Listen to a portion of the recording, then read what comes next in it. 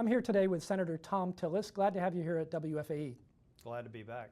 We're a little over 4 months into Donald Trump's term as president, and it's anything but business as usual in Washington, for better or for worse. What's your impression of President Trump so far, and what's the atmosphere like in Washington?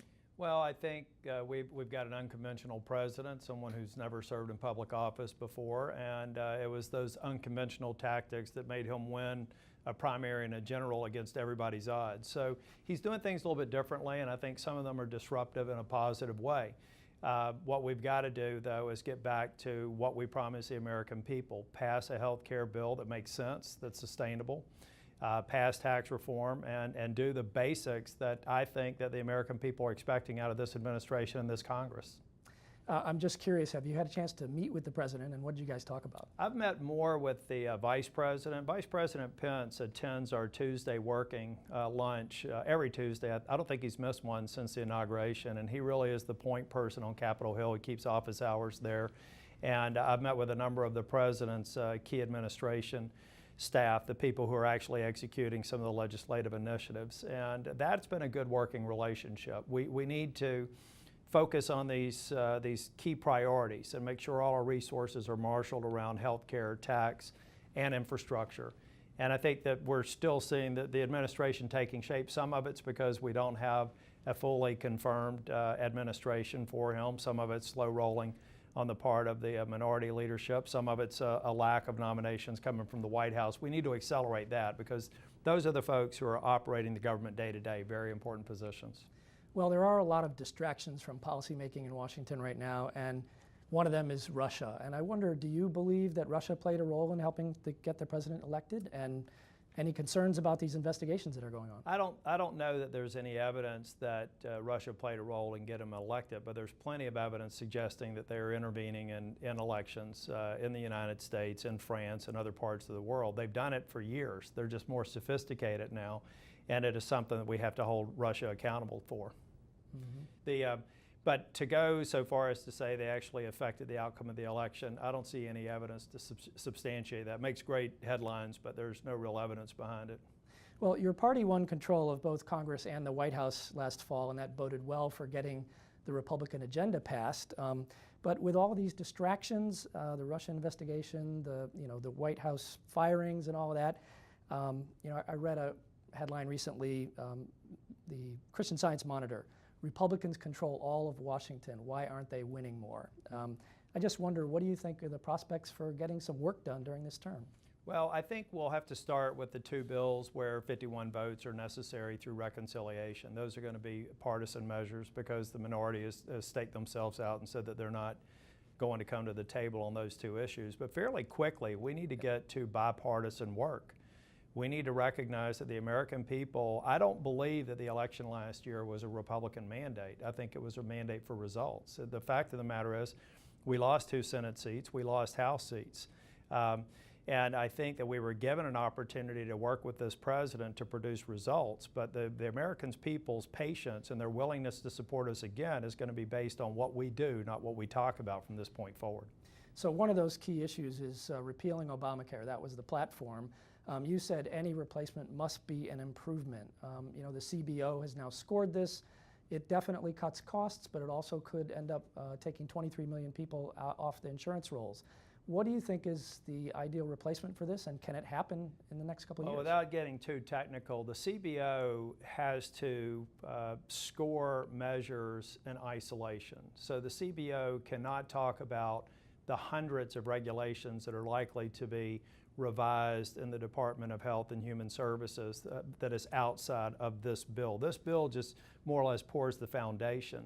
And so we have to be willing to accept a short-term brow-raising response to a CBO score if in the long term we think that we find a way to cover those 23 million people, maybe not the way that Obamacare did, but in a way that's sustainable.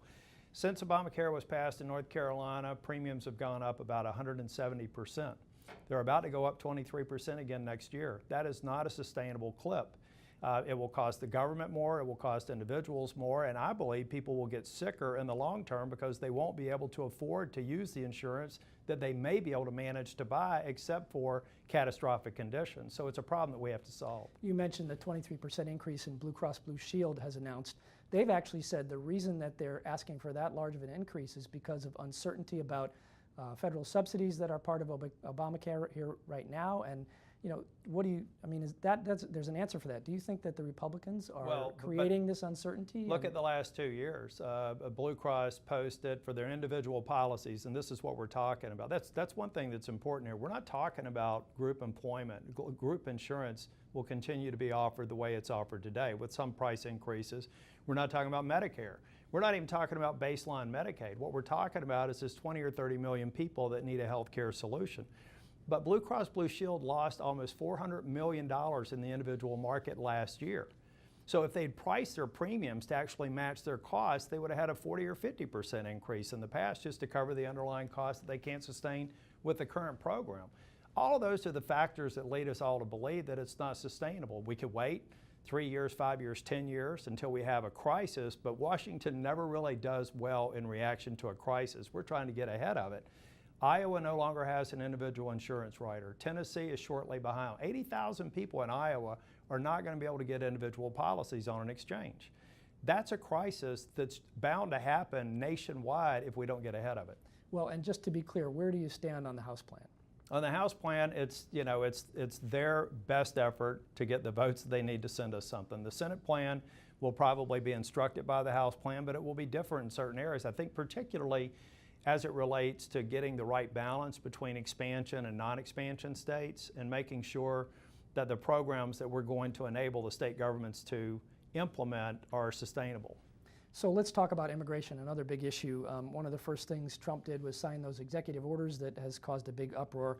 You and other Republicans signed a letter that said it was unacceptable and you were concerned about it. What does the U.S. need to do on immigration, and do you think Congress can pull it off? I think we need to get smart on immigration. We need to take a look at vetting policies, which make sense. We need to know the backgrounds of people coming to this country, particularly in refugee programs. It was estimated by the FBI that of 1,000 potential terrorist threats in the United States, about 20% of them were being investigated. The subjects of the investigation were people who came through the refugee program. So we have to do vetting, but what we don't want to do is create unintended consequences when I can't get Afghani interpreters who work side by side American soldiers helping protect them swept into the same lot as people coming from other parts of the world that we need to have vetting. So it's just, let's lower the temperature. Let's take a look at the circumstances of the populations that are trying to get into the United States and come up with predictable, fair, sustainable immigration policies, whether it's visas, work visas, guest worker programs, or some of these refugee visas. So there's a case making headlines this week, or it will be making headlines, about a woman in Greensboro. She's a grandmother. Her husband is a U.S. citizen. 2 of her kids are U.S. citizens. She's asking for you to intervene. Are you going to get involved in that case? Well, that particular case is a sad story. We handle casework. We've helped people who have been detained before. I have to know the circumstances of the case, but I'll tell you one thing that we can't do is have broad-based sanctuary policies, because that's not the way to fix this problem. The way to fix this problem is to come up with immigration policies, immigration platforms that make sense. And these are a part of the problem. Various different ways, well-intentioned efforts to maybe protect citizens who rightfully should be protected, but it's really making it very difficult for law enforcement, making it difficult for people like me who wants to come up with bipartisan immigration reform. So again, what are the prospects for this Congress passing immigration reform?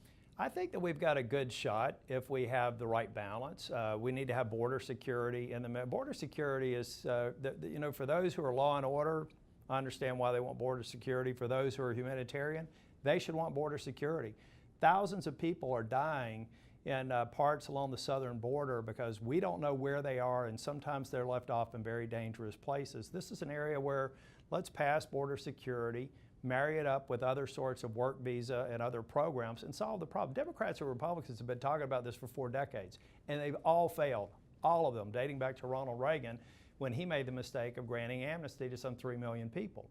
the problem's gotten worse. We just need to, check the ideological polls at the door, get people to come together and come up with bipartisan sustainable immigration reform. I'd give it better than even odds that we can get it done, which are big odds in D.C.